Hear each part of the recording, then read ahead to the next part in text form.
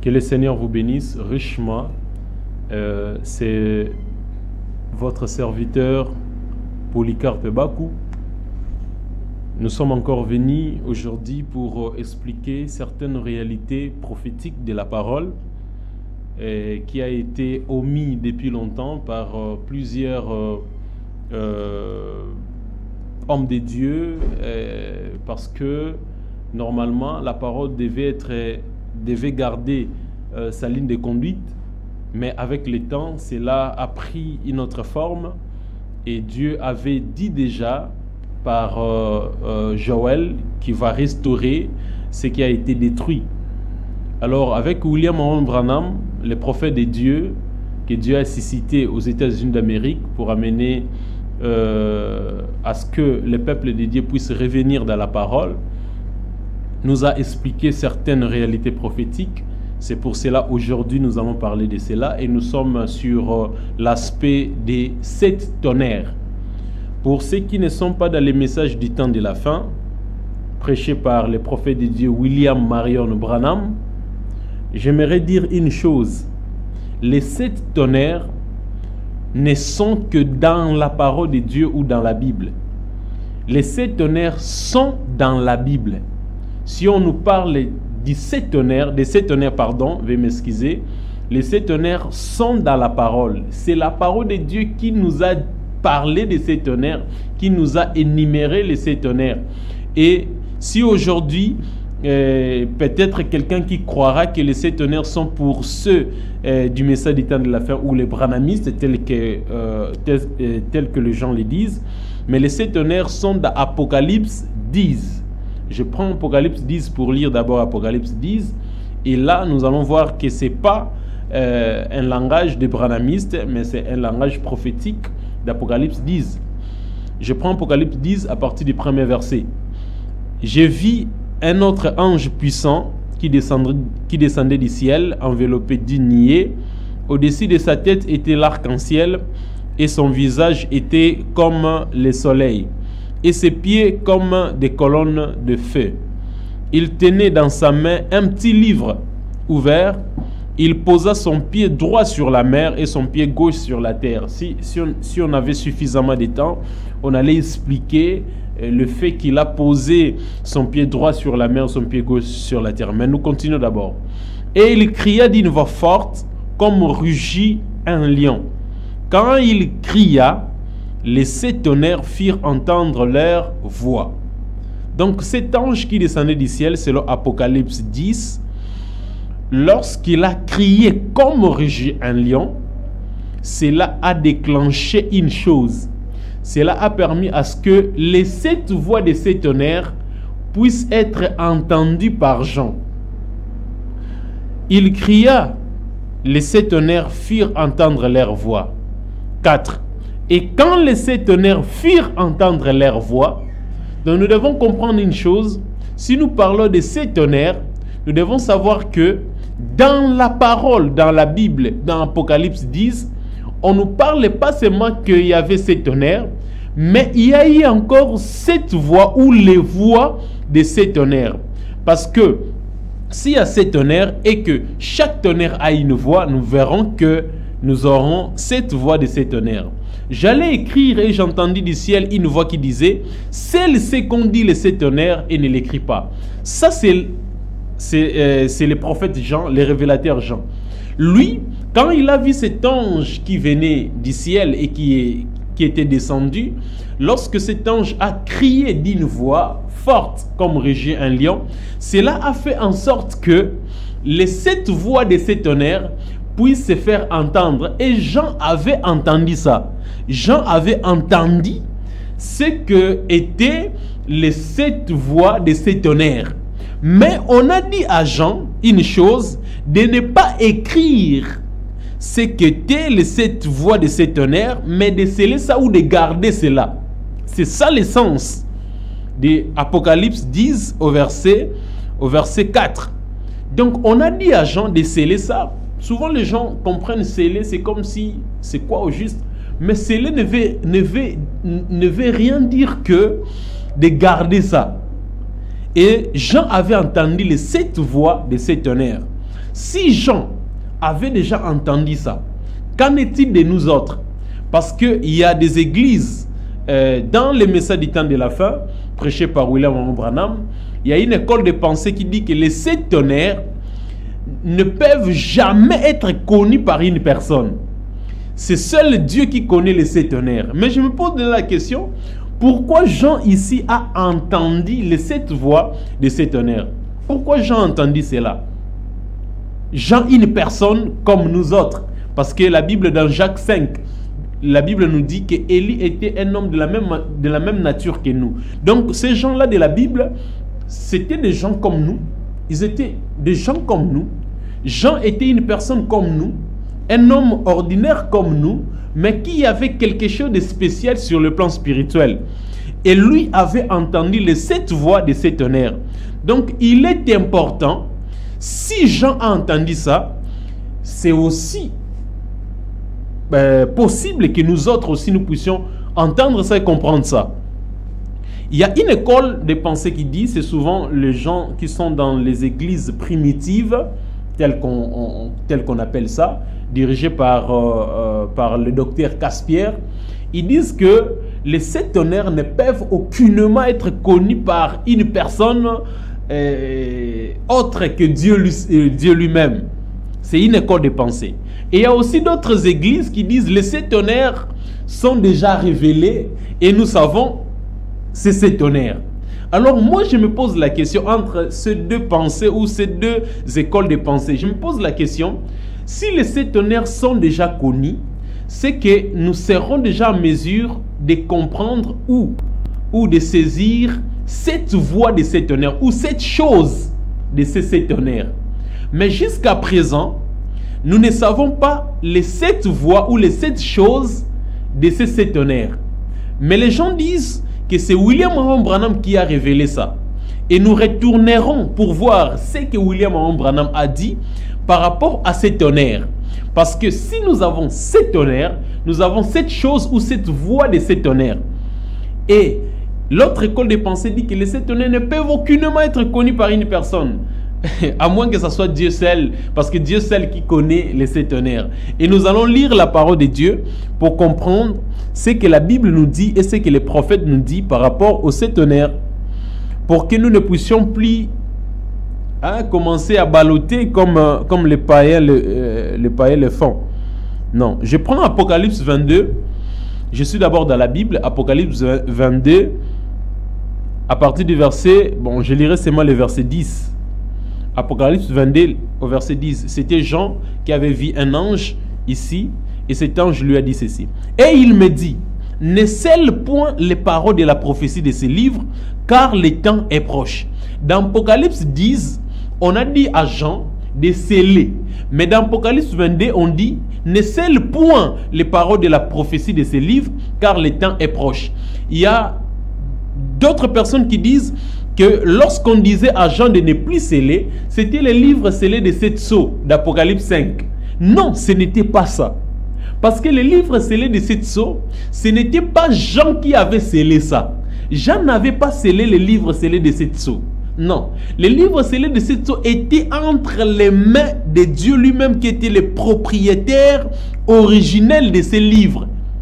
Les livres scellés de 7 sceaux, ce n'était pas ces livres-là dont on a dit à Jean de ne plus sceller, parce que l'agneau avait déjà commencé à briser tous les sceaux du livre scellé de 7 sceaux d'Apocalypse 5. Et dans Apocalypse 6, l'agneau qui était Christ avait déjà commencé à rompre tous les 7 sceaux. Mais lorsqu'il s'agit de ces tonnerres, c'est là où Dieu a dit à Jean de sceller. Donc si Jean ne devait plus sceller, cela veut dire il ne s'agissait pas de 7 sceaux, mais il s'agissait de ces tonnerres. Parce que William Branham nous a dit, il y a une différence entre les 7 sceaux et les 7 tonnerres. Les 7 tonnerres sont très différents des 7 sceaux. C'est là où il y a beaucoup de gens qui se sont embrouillés en disant que les 7 sceaux sont les 7 tonnerres. Comment est-ce que les 7 sceaux doivent être les 7 tonnerres? Je lirai William Marion Branham, le prophète de Dieu, pour que lui nous explique par rapport à ce que je viens de dire, si c'est vrai ou si c'est faux. Dans la prédication, la brèche entre les 7 âges de l'Église et les 7 sceaux. Au paragraphe 49, il dit ceci. Remarquez, les 7 sceaux sur le livre ont... Ces 7 sceaux scellent les livres, voyez. Le livre est absolument scellé. Voyez-vous, l'Assemblée dit Amen. Le livre est absolument un livre scellé, jusqu'à ce que ces 7 sceaux soient brisés. Il est scellé de 7 sceaux. Or, ça, donc les 7 sceaux, c'est différent de 7 tonnerres. Voyez, il s'agit ici de 7 sceaux sur les livres. Les 7 sceaux sont différents de 7 tonnerres. Les 7 sceaux, c'est autre chose. Les 7 tonnerres aussi sont autre chose. Si nous mélangeons ça, ça sera tellement difficile pour nous. Mais Frère Branham nous a démontré une chose. Quand il était en train de révéler les sceaux, lorsqu'il était en train de prêcher sur les sceaux, il a prêché le premier jour, c'était sur Dieu se cache et se révèle dans la simplicité. Le deuxième jour, c'était sur la brèche entre les 7 âges de l'Église et les 7 sceaux. Le troisième jour, c'était les premiers sceaux. Deuxième jour, deuxième sceau. Troisième, quatrième, il avançait comme ça jusqu'à ce qu'il arrive à nous parler du 7e sceau. Lorsqu'il parlait du premier sceau, il avait expliqué ce que étaient les premiers sceaux dans Apocalypse 6. Dans le deuxième sceau, il a fait la même chose parce que c'était même le Saint-Esprit qui venait dicter à William Marion Branham ce qu'il était censé prêcher. Mais lorsqu'il est arrivé au 7e sceau, William Marion Branham ne savait pas ce qu'était le 7e sceau. Il ne savait pas ça. Je vais lire ça parce qu'il y a beaucoup de choses dans le monde du message dont nous disons qui ne correspondent même pas à la parole du Seigneur. Nous disons ça seulement pour dire, pour plaire aux gens et pour rendre Branham, c'est comme s'il était un Dieu. Non, je crois à William Marion Branham comme un prophète véritable de Dieu pour notre saison, mais j'aime respecter ce que William Marion Branham a dit. Si cela peut me déranger, ce n'est pas un problème. Aussi longtemps que c'est la parole de Dieu, je retournerai dans la parole de Dieu et je croirai à la parole de Dieu. Je ne ferai pas ce que les églises aujourd'hui ont fait. Ils ont rejeté la parole, ce que William Marion Branham a dit. Je lirai dans sa prédication le 7e sceau à partir du paragraphe 323 jusqu'à 327. Je lirai ça pour comprendre qu'en est-il de 7 tonnerres, qu'en est-il du 7e sceau. Parce que tous les sceaux ont été révélés, sauf le 7e, qui n'était pas révélé. Là, je lirai ça. Il dit ceci. Or, les grands secrets qui reposent sous ces sceaux, parce qu'il parlait du 7e sceau, je ne sais pas ce que c'est. Ah, William Marion Branham, pour le 7e sceau, il dit, il ne sait pas ce que c'est, le 7e sceau. Je ne le sais pas. Je n'ai pas réussi à les déchiffrer. Il n'a pas réussi à déchiffrer ce qu'était le 7e sceau. Donc, quand il s'agit du 7e sceau d'Apocalypse 8, nous devons d'abord être humbles et comprendre que le 7e sceau n'a pas été déchiffré par William Marion Branham, ou William Marion Branham n'a pas compris ce qu'était le 7e sceau. Moi, je ne fais que lire. Je sais qu'il y aura beaucoup d'incrédules qui chercheront à couvrir cela. Mais ça, c'est la parole du Seigneur. Je n'ai pas réussi à savoir, c'est William Marion Branham qui le dit, à savoir précisément ce qui était dit. Mais je sais que c'était les 7 tonnerres qui se sont fait entendre coup sur coup, qui ont simplement tonné à 7 reprises. Et cela s'est déployé pour montrer autre chose. Lorsqu'il s'agissait du 7e sceau, William Marion Branham devait voir ça pour comprendre ce qu'était le 7e sceau. Mais il n'a pas eu l'occasion de déchiffrer cela. Il a compris seulement que c'était les 7 tonnerres qui faisaient un pare-choc, disons, ou encore qui bloquaient le mystère du 7e sceau. Parce que lorsqu'on parle de 7 tonnerres, c'est différent des 7 sceaux. 7 sceaux c'est autre chose. Mais il y a une relation entre 7 sceaux et 7 tonnerres. Les 7 tonnerres sont autre chose. Les 7 sceaux aussi sont autre chose. Mais la relation entre les sceaux et les tonnerres, c'est au niveau du 7e sceau. C'est le 7e sceau qui a un rapport avec les 7 tonnerres. Comment? Parce que la révélation du 7e sceau, dans la Bible d'Apocalypse 8, qu'est-ce que cela donnait? A donné seulement un silence. Et rien n'était compris par les gens. Parce qu'il y avait un silence dans Apocalypse 8. Les gens ne comprenaient pas qu'est-ce que cela voulait dire. Et William Branham nous dit que ce silence-là, ce qui fait que nous ne puissions pas comprendre la révélation sur le 7e sceau, c'était les 7 tonnerres qui étaient au-dessus du 7e sceau, qui bloquaient la révélation du 7e sceau. C'est cela qu'il est en train d'expliquer ici. Et lorsque William Branham a cherché à comprendre, cela s'est déployé pour montrer autre chose.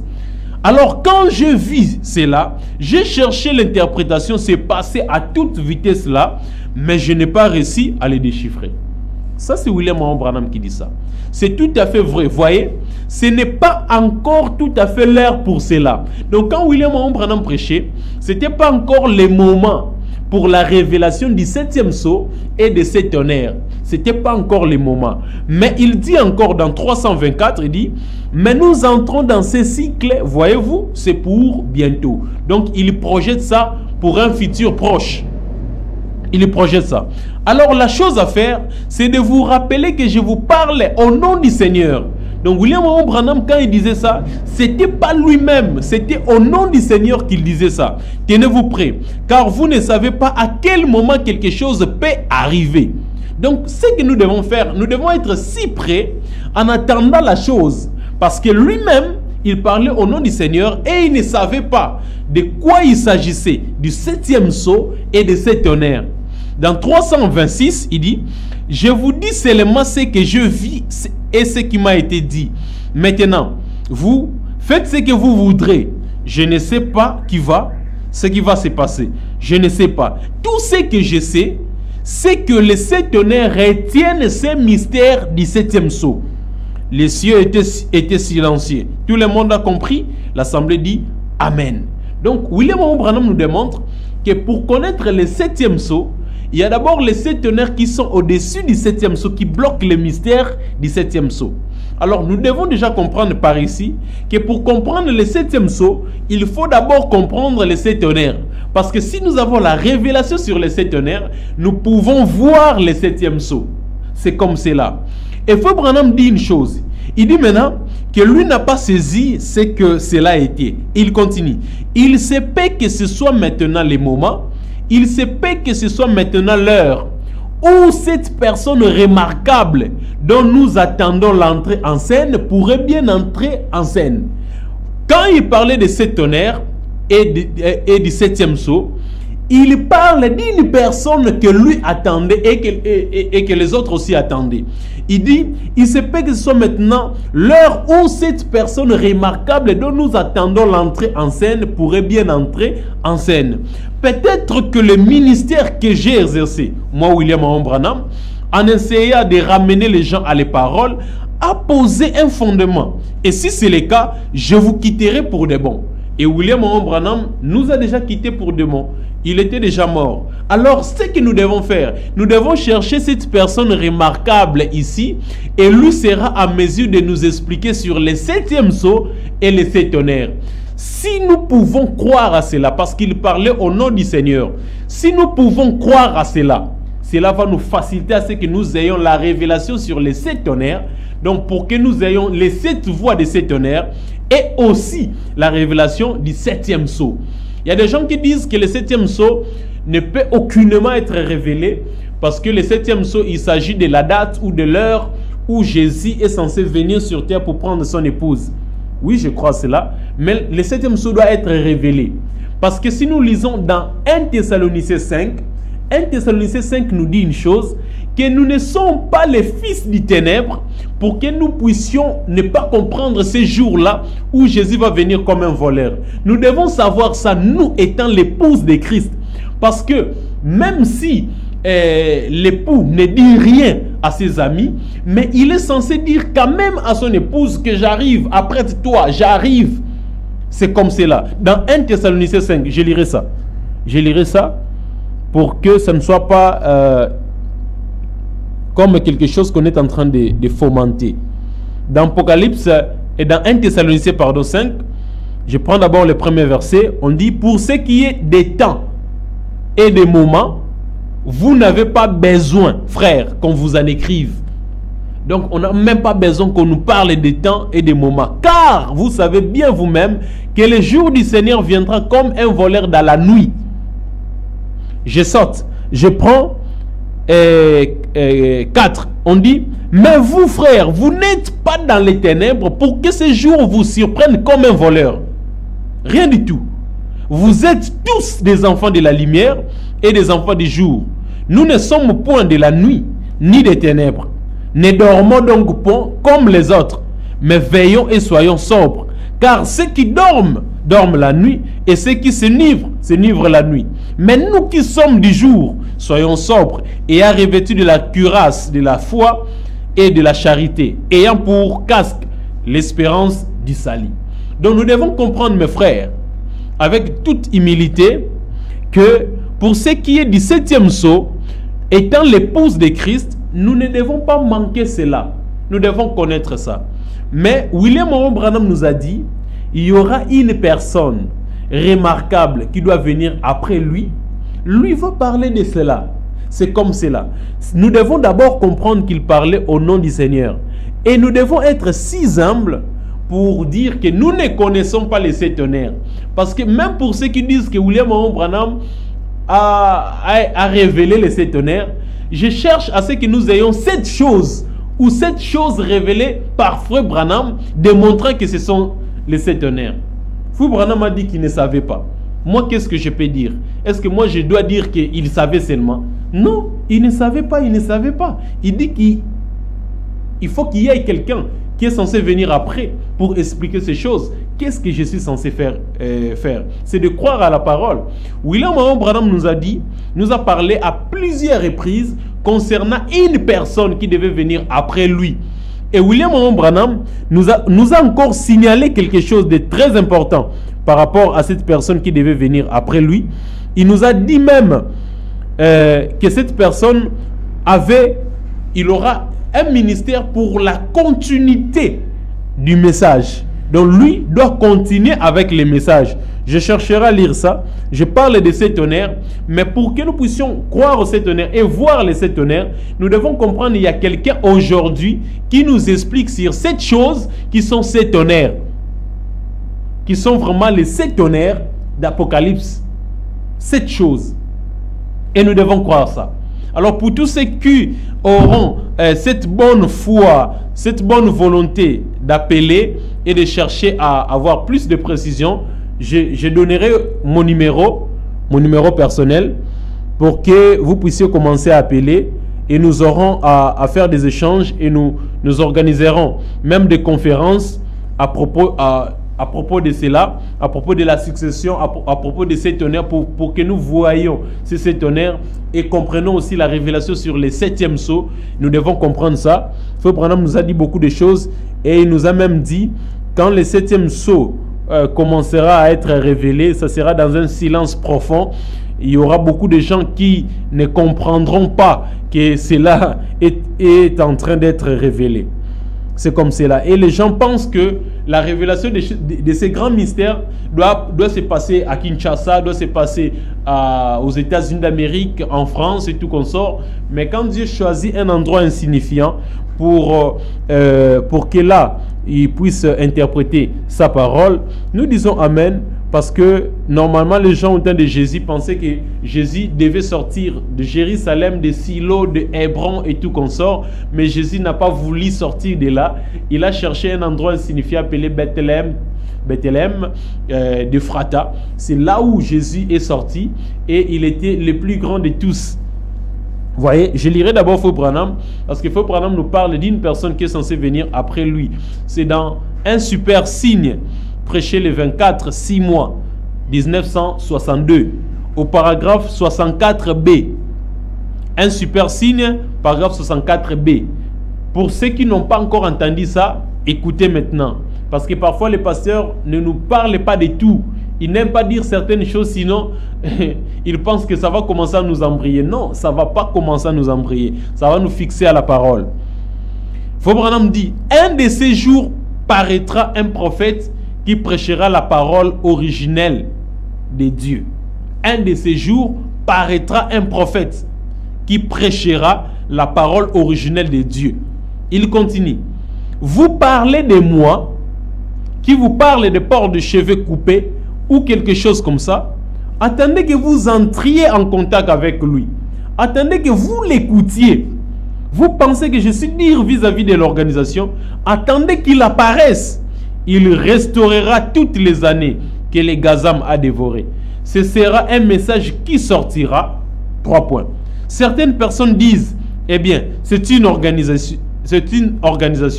Montrez-moi une seule fois où Dieu a traité autrement que par une seule personne. Il n'a même jamais eu 2 prophètes en même temps. C'est toujours un individu. Nous avons eu Frère Branham. Et Frère Branham est parti. Et il y a des gens qui disent que Dieu aujourd'hui travaille par les Éphésiens 4. J'ai dit, mais je me pose la question, ça c'est quoi? Ça c'est contre la parole de Dieu. Dieu n'a jamais utilisé un groupe de gens pour conduire son église. Dieu ne fait pas ça. Dieu prend un individu pour que ces Éphésiens 4 soient autour de lui, l'écoutant, qu'ils soient ses auxiliaires à lui, travaillant avec lui. C'est comme cela que Dieu fait. Dieu ne travaille pas avec un groupe de gens. Dieu ne travaille pas avec une réunion de ministres. Dieu ne travaille pas avec ça. Parce que même William Branham nous a dit que lorsque vous avez vos réunions de ministres et que vous ne comprenez pas les choses, la chose à faire, c'est que vous devez maintenant m'appeler et attendre à ce que je retourne. Quand je retournerai, je serai en mesure de vous expliquer sur ces choses. Mais qu'est-ce que nous faisons? Ne voyez-vous pas que même nos réunions de ministres ne tiennent pas? Ça nous amène à des bagarres et tout qu'on sort. Parce que l'évêque Intel a dit ceci, le pasteur Intel a dit ceci. Bon, aujourd'hui, parfois, on croit aux évêques. Et je vous dirais, c'est démoniaque. Croire à un évêque, ce n'est pas biblique. On croit à un prophète que Dieu investit son onction et sa puissance. C'est à cet homme-là qu'on peut croire. Parce que la Bible nous dit de ne pas avoir confiance aux hommes, mais il nous dit seulement à une seule personne que nous pouvons avoir confiance, c'est au prophète et c'est à Dieu seul. Donc, ce n'est pas que nous devons avoir confiance aux évêques. Je vous dirai la vérité, dans le monde du message, ces évêques que nous avons aujourd'hui nous embrouillent fortement. Ils sont liés dans plusieurs choses, dans la politique et dans d'autres choses. Ils commencent à nous embrouiller. Un jour, je parlerai clairement de cela avec nos évêques que nous avons. Évêque de Kinshasa, évêque de Matadi, évêque d'Ou, évêque de Lubumbashi, évêque... Bon, nous cherchons l'honneur, nous cherchons des choses comme ça, mais... l'impact de la parole, nous n'en avons même pas. Nous cherchons la popularité, tout qu'on sort. Cherchez votre popularité, mais il faut savoir que le diable a plus de popularité que Dieu. Là, je vous dis la vérité. En matière de la popularité, cherchez ça. Oh, nous suivons Dioka, nous suivons Barouti, nous suivons Caspierre. Je vous dirai clairement la vérité. Mes frères, ils ne sont pas des prophètes et ils ne sont pas ces gens-là dont Frère Branham, cet homme-là dont Frère Branham a parlé. Parce que s'ils étaient cet homme-là, ils allaient déjà expliquer clair et net les 7 honneurs et les 7e sceau. Mais d'abord, jusqu'à présent, ils n'arrivent pas à le faire. Rien du tout. Parce qu'ils ont des guérisons, parce qu'ils ont ce genre de choses. Je me pose la question, comment est-ce que dans le monde du message, on pense qu'être successeur de William Branham, c'est avoir des guérisons et des miracles? Je me pose la question. Parce que si vous regardez dans des églises de réveil, vous verrez que ceux qui sont dans des églises de réveil ont plus de guérisons et de miracles plus que nous. Nous devons dire la vérité, mes frères. Parce que si je prends même Alf Lukao a plus de guérisons que Barouti. Si nous voyons même Joël Tatou a plus de discernement de pensée que Barouti. Si nous voyons même Benny Hinn a plus d'impact que cet homme-là. Il y a aussi ceux-là qui disent que pour être successeur de William Marion Branham, il est important de faire d'abord plusieurs tours du monde. Je me pose la question, si Magella a fait le tour du monde, il était successeur de qui au juste? Ce n'est pas ça qui détermine qu'on est successeur ou pas. Être successeur, c'est le fait d'amener les gens à retourner à la parole. C'est de revenir à la parole. Ce n'est pas le fait qu'on ait beaucoup d'argent, qu'on ait des chips et tout qu'on sort. Parce que si vous remarquez bien, même Jésus n'avait pas son cheval à lui. Il prenait parfois les chevaux des autres. Il n'avait pas tout ça. Mais il était le roi des rois, le seigneur des seigneurs. Donc parfois il y a certaines choses, c'est purement les païens qui peuvent comprendre ça de la manière dont les gens aujourd'hui comprennent ça. Et c'est tellement bizarre. Donc s'il y a quelqu'un qui est censé venir après William Marion Branham, il doit d'abord être un prophète. Parce que William Marion Branham dit qu'il paraîtra, un prophète paraîtra un de ces jours. C'est comme ça que William Marion Branham le dit. Ce n'est pas un évangéliste, ce n'est pas un docteur, c'est un prophète. Je lis encore dans la prédication 3 témoins, paragraphe 9. Il dit, eh bien, en ce qui concerne les discernements spirituels, il y a dans l'Église 9 dons spirituels qui peut-être peuvent être ce soir sur quelqu'un et sur un autre. Mais il y a, je dis ceci avec respect, les dons et les appels sont sans repentir. Il y a un don de discernement dans l'Église, c'est vrai, voyez-vous. Mais un don prophétique, c'est ordonné à venir avant la fondation du monde. Cela n'arrive jamais avant que je meure. Il passera de moi, Branham, à quelqu'un d'autre. Voyez-vous? Mais maintenant, cela n'enlève pas la valeur du Saint-Esprit qui est ici pour faire tout ce que vous voulez qu'il fasse.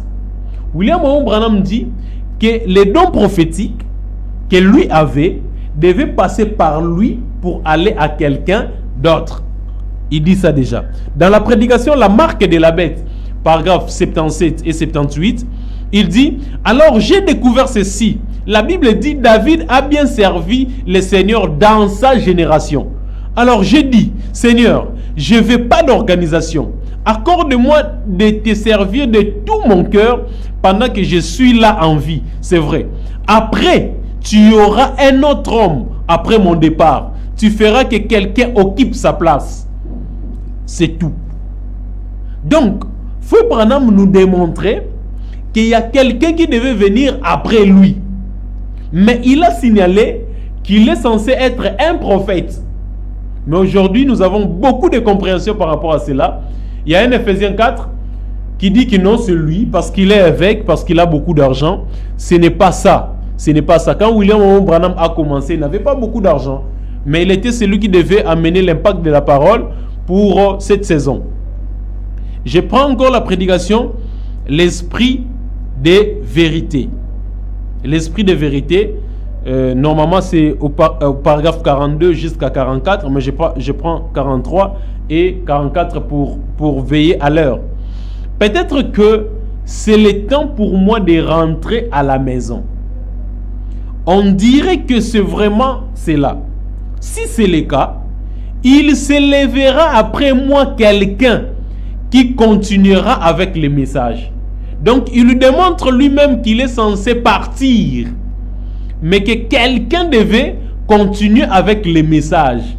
Ça sera une personne étrange, mais il s'élèvera après ceci et continuera avec les messages. Et écoutez cela, tant que c'est scripturaire, accrochez-vous-y. Si ce n'est pas le cas, une autre portion va donc venir. Car je crois effectivement que nous vivons dans les derniers jours. Et je suis reconnaissant de vivre en ces jours-ci. Je ne changerai ces jours contre aucun autre. Ceci est le jour le plus glorieux qui ait jamais existé sur la terre. Il n'y a pas d'autre jour qui ait jamais égalé à celui-ci.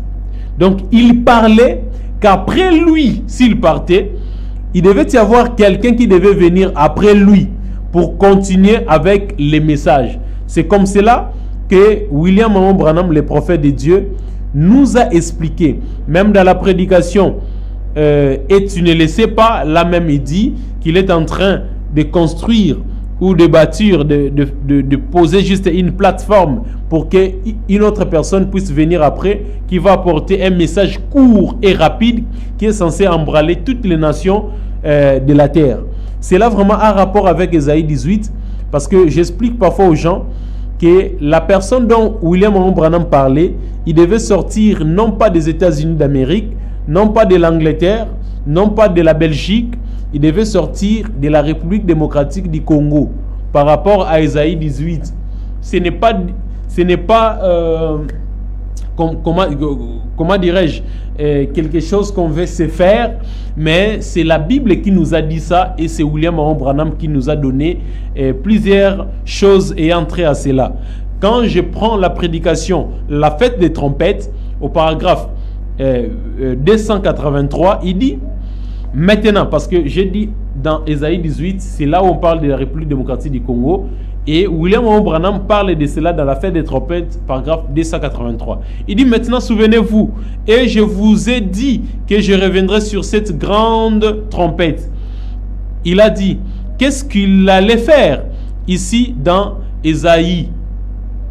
La grande trompette sonnerait, la grande trompette, pas les trompettes, là, la fête des trompettes. Il y en a deux, Moïse et Élie, pour faire l'appel de la trompette. Mais sous la grande trompette, la venue du Seigneur pour annoncer le retour de Joseph.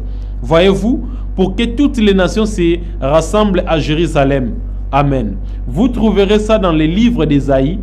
Je vous l'ai donné tout à l'heure. L'un des chapitres que nous avons lu, c'est dans Ésaïe 18, 1 et 3. Et dans Ésaïe 27, 12 et 13. C'est là qu'il sonne de cette trompette, et que toutes les nations reconnaîtront Israël dans sa patrie, Dieu avec elle. Alors si nous allons dans Ésaïe 18, nous allons trouver qu'Ésaïe 18 nous parle d'un pays qui est au-delà de l'Éthiopie. Ce pays a toujours le son des armes. Ce pays est coupé par beaucoup de fleuves, et dans la version d'Arbi on dit beaucoup de rivières. Ce pays est un pays grand, un pays redoutable depuis qu'il existe, une nation puissante et qui écrase tout. Et ce pays est censé être écouté parce qu'il y a une trompette qui sonnera de ce pays, qui est censé être écouté par toutes les nations de la terre. Et ça, Ésaïe 18 nous le démontre. Et je dirais à tous ceux qui sont en train de me suivre présentement, parce que nous sommes en train déjà de citer, c'est que je dirais à tous ces gens-là, Dieu est en train de faire plusieurs choses. Mais nos églises nous ont bloqués tout autour de certaines choses qui ne correspondent même pas à la parole de Dieu. Et les sept tonnerres aujourd'hui, nous autres, nous savons ce que sont les sept tonnerres. Donc nous avons sept tonnerres, donc cette voix ou cette chose, les sept tonnerres. Et nous connaissons aussi la révélation sur le septième sceau. Et ça maintenant, ça se passe dans un silence très profond. Et pour tout celui qui veut connaître ça, qu'il puisse nous appeler dans ce numéro qui va s'afficher au bas de vos écrans. C'est 089 94 88 500. 089 94 88 500. Appelez, nous organiserons des conférences, nous organiserons beaucoup de choses pour que cela puisse nous amener encore à la compréhension claire et nette de la parole. Je vous aime clairement, je vous aime profondément, je vous aime de tout mon cœur. Que le Seigneur vous bénisse richement. Et encore une chose, vous ne savez pas le nom nouveau de Jésus. Le nom nouveau de Jésus est dans les sceaux, dans les sept tonnerres. Le nom nouveau de Jésus est dans les sept tonnerres. Et les sept tonnerres nous révèlent cela. Ce n'est pas Branham le nom nouveau de Jésus. Ce n'est pas ça. Ce n'est pas ça, Branham le nom nouveau de Jésus. Branham, c'est un prophète de Dieu. Ce n'est pas Jésus-Christ. Mais le nom nouveau de Jésus, c'est dans les sept tonnerres. Et pour comprendre ça, appelez-nous. Nous allons organiser des choses comme ça pour que nous puissions encore nous approcher de la parole. Vraiment, que le Seigneur vous bénisse abondamment. Je vous aime beaucoup. Merci.